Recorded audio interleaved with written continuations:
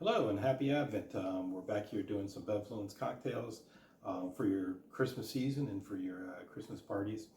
And for some reason I've had the Goslings Dark and Stormy on my mind. And so I was trying to think what would be a winter version of that drink. And so I decided to cream it, make it a little creamy root beer. So we're going to start, and we're actually going to use rum and we're going to use Amoretti syrups.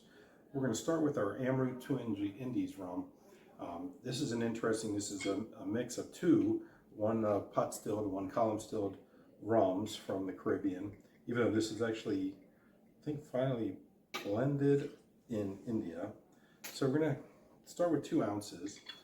Then, instead of using a type of heavy cream, which you can, we're going to use the Amoretti ice cream and just put a tiny, maybe 1/4 of an ounce, just to get the look of the creaminess.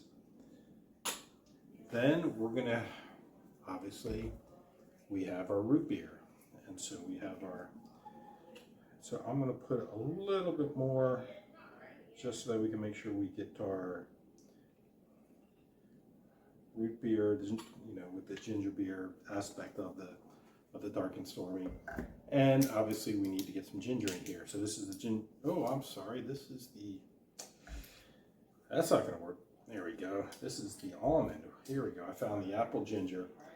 The ginger definitely is more forward than the apple, so I think this will give us what we need for the equivalent of the ginger. So basically I just poured everything into a rocks glass and give it a nice stir. And you could probably add more of the ice cream, depending on how light you want to make it. As you can see here, I put a little more root beer heavy, so it's a little bit darker, sort of like a Dark and Stormy. So cheers, Merry Christmas, and come back later for more recipes. Oh, actually, I think I nailed the combination. This is actually really nice.